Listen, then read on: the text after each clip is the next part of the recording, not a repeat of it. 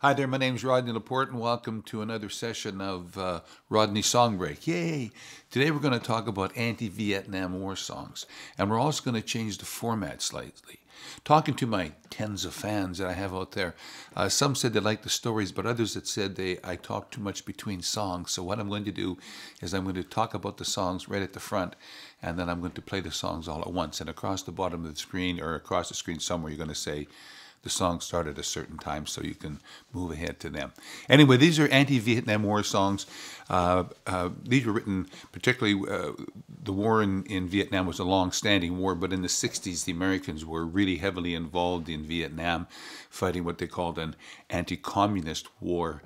And in fact, in 68, something like 18,000 American soldiers were killed that very year, not to mention the many, many times more that were wounded and maimed, both physically, mentally, emotionally, etc. And so the first song is a song called the Vietnam Song. It was recorded by Country Joe McDonald and written by them, Country Joe McDonald and the Fish, and they redid it at Woodstock in August 1969, and it became really popular. And it's a strong anti-Vietnam War song that became almost an anthem for that movement. The next two songs are about the soldiers, which I think really are the ones who everybody suffers in war, but soldiers suffer certainly more than anyone else, with being killed first of all, and then also being maimed, wounded mentally, physically, and also through drug addictions. Has it always been, I think, that in times of war, we go back a few hundred years, generals would give their soldiers extra rations of rum so they could go into battle and have more courage and fight harder. In the 1850s, when the hypodermic needle was invented, soldiers started getting morphine on the battlefield, and in those days they really didn't understand the full effects of morphine, and a lot of them later on moved on to heroin and other drugs. And in the late 1800s, people who were addicted in that fashion were called having the soldier's disease. I know that myself in the 70s, living in dorms in Brandon University, I lived next door to a fellow who had been a sergeant in the American Army. He had been in charge of a gunnery unit, and he said that in the camps where they were at, he said, first of all, marijuana was all over the place, but he said it was easy to buy heroin and cocaine. They were very cheap. The military just basically turned their backs on it. He said there was free beer. The military did provide free beer any time of day you wanted it. Plus, the military doctors had uppers and downers, and those who were really stressed out by the war were given antipsychotic drugs, and of course there was morphine. So John Prine, who had been himself drafted, but fortunately for him, he had gone to Germany, had a lot of buddies who did go to Vietnam, and this is a sort of a compilation of some of those that came back with an addiction problem. The next song is a soldier song as well. It's called "The Ballad of Ira Hayes," and it's written by a guy named Peter LaForge, but it was recorded and released by Johnny Cash in the late '60s, and he suffered a lot for that because it's really it's a song about systemic racism, and despite being an American war hero, systemic racism still can, dominate. And a lot of American radio stations wouldn't play the song. Some wouldn't even play Johnny Cash music for a while, and his record company gave him a hard time. And it's one of the reasons I admire Johnny Cash, because he did things that were right. The last song is called "The Universal Soldier." It's written by Buffy St. Marie, who was born just east of Regina in the Capel Valley. And she wrote this song when she was sitting in a coffee house in Toronto in 1968, where she was performing. She released it. It was released the following year in '69 by a British rock star named Donovan, and it became very, very popular. And that's the last song. And the only other thing I want to say about the Vietnam War is, growing up and watching it as a kid, the one thing that bothered me is, especially later on in the war, people who came out, for example, on Memorial Day, to march veterans and others, people would throw things at them, sometimes spit on them and yell at them. And I used to think, why would you yell at a soldier who's following orders? That's the soldier's job. If you don't like what the soldier's doing, it's the people who actually make the orders we should be concerned about. So. Anyways, thanks very much. And if you like the video, please press like. And if you do like it, please also share it with someone. Thank you so much. Okay, first song is "The Universal Soldier." I'm going to put on my handy dandy kazoo. Okay, here we go.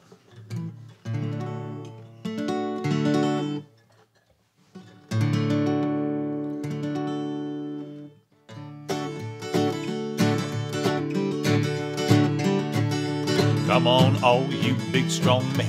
Uncle Sam needs your help again. He's got himself in a terrible jam way down yonder in Vietnam. So lay down your books, pick up your gun. We're gonna have a whole lot of fun. And it's a 1, 2, 3, what are we fighting for? Don't ask me, I don't give a damn. Next stop is Vietnam. And it's 5, 6, 7, open up the pearly gates. While there ain't no time to wonder why, well, we're all gonna die.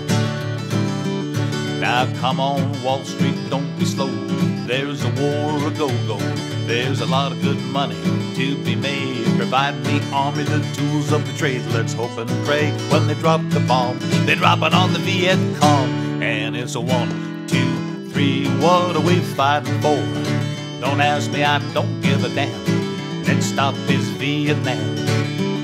And it's 5, 6, 7, open up the pearly gates. Well, there ain't no time to wonder why, well, we're all gonna die. Now come on, generals, let's move fast. Your big chance is here at last. You gotta go out and get those reds, 'cause the only good karma is the one that's dead.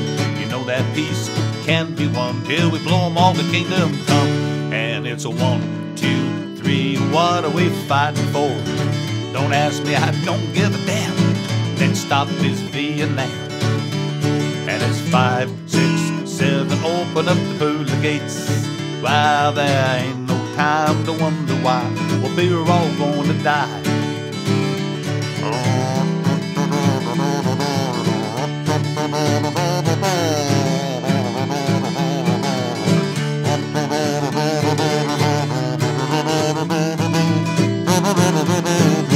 And it's 1, 2, 3, what are we fighting for? Don't ask me, I don't give a damn. Next stop is Vietnam.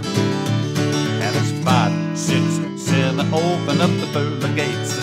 Well, there ain't no time to wonder why, well, we're all gonna die. Now come on, mothers across the land, ship your boys off to Vietnam. Come on, fathers, don't hesitate. Send them off before it's too late. Be the first one on your block to have your boy come home in a box. And it's 1, 2, 3, what are we fighting for? Don't ask me, I don't give a damn. Next stop is Vietnam. And it's 5, 6, 7, open up the pearly gates. While there ain't no time to wonder why, well, we're all gonna die. Nah, nah, nah, there ain't no time to wonder why, well, we're all gonna die.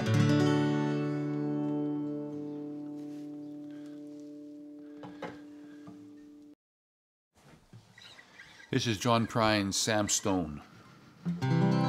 Sam Stone came home to his wife and family after serving in the conflict overseas. And the time that he served shattered all his nerves and left a little shrapnel in his knee. But the morphine eased the pain, and the grass grew around his brain, and gave him all the confidence he lacked. With a purple heart and a monkey on his back, there's a hole in Daddy's arm where all the money goes. Jesus Christ died for nothing, I suppose. Little pictures have big ears, don't stop to count the years. Sweet songs never last too long on broken radios. Sam Stone's welcome home didn't last too long. He went to work when he spent his last dime, and they say he took to stealing when he got that empty feeling for $100 habit without overtime. And the cold rolled through his brain like 1,000 railroad trains, and eased his mind in the hours that he chose. Well, the kids ran around wearing other people's clothes. There's a hole in Daddy's arm where all the money goes. Jesus Christ died for nothing, I suppose. Little pictures have big ears, don't stop to count the years. Sweet songs never last too long on broken radios. Sam Stone was alone when he popped his last balloon, climbing walls while sitting in a chair. You know, he played his last request. Well, the room smelled just like death, with an overdose hovering in the air. But life had lost its fun, and there was nothing to be done but trade the house that they bought on the GI Bill for a flag-draped casket on the local hero's hill. There's a hole in Daddy's arm where all the money goes. Jesus Christ died for nothing, I suppose. Little pictures have big ears, don't stop to count the years. Sweet songs never last too long on broken radio.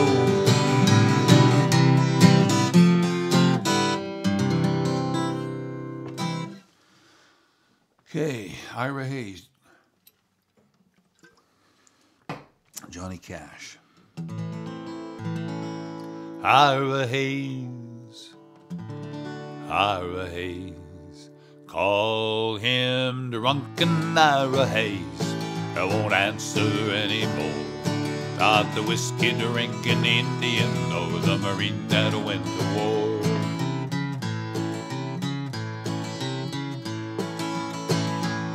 Gather round me, people. There's a story I would tell about a brave young Indian you should remember well. From the land of the Pima Indian, a proud and noble band, they formed the Phoenix Valley out in Arizona land. Now for 1,000 years the ditches brought water to feed Irish people's crops, till the white man stole the water rights and the sparkling water stopped. Now Irish folks were hungry and their land grew crops of weeds. When the war came, Ira volunteered and forgot the white man's greed. Call him drunken Ira Hayes, he won't answer anymore.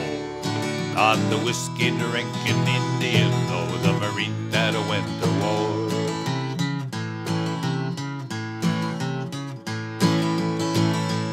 There they battled up Iwo Jima's hill, 250 men, but only 27 lived to walk back down again. And when the fighting was over and Old Glory raised, among the men who held it high was the Indian, Ira Hayes. Call him drunken Ira Hayes, he won't answer anymore. Not the whiskey-drinking Indian or the Marine that went to war.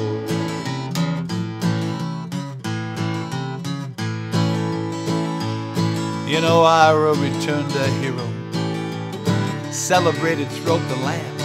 He was wined and speeched in honor. Everybody shook his hand, but he was just a Pima Indian. No water, no crops, no chance.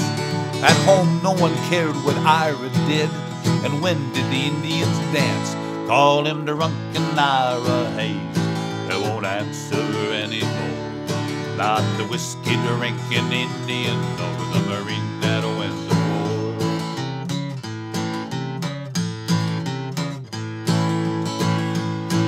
Then Ira started drinking heavy. Jail was often his home. They let him raise and lower the flag like you give a dog a bone.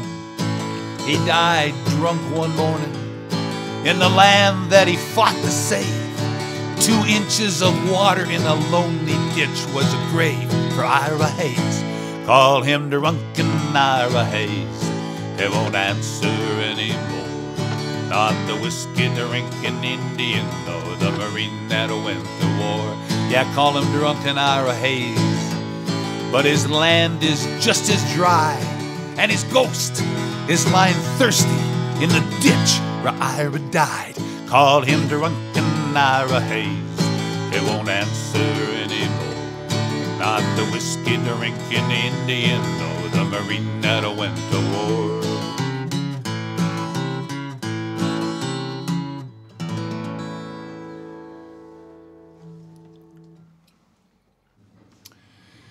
This is Buffy St. Marie's Universal Soldier.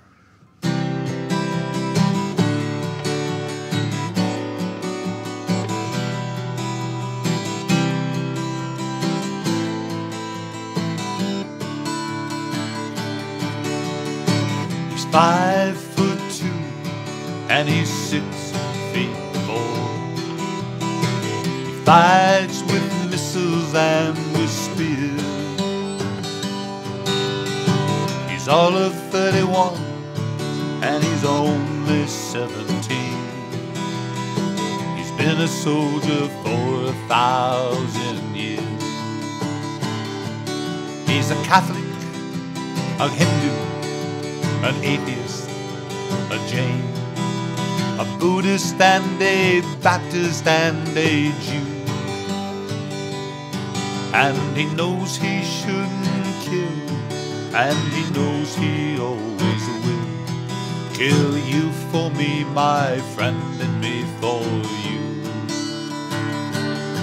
And he's fighting for Canada, he's fighting for France, he's fighting for the USA, and he's fighting for the Russians, and he's fighting for Japan. And he thinks we'll put an end to all this way. And he's fighting for democracy, he's fighting for the Reds. He says it's for the peace of all. He's the one who must decide who's to live and who's to die. And he never sees the writing on the wall. But without him, how could Hitler have condemned them at Dachau? Without him, Caesar would have stood alone. He's the one who gives his body as a weapon of the war. And without him, all this killing can't go on. He's the universal soldier, and he really is to blame. His orders come from far away no more. They come from here and there, and you and me, and brothers, don't you see? This is not a way to put an end to war. Thanks very much for watching. If you like, please click like, and also please share. Thank you so much. See you again. Bye for now.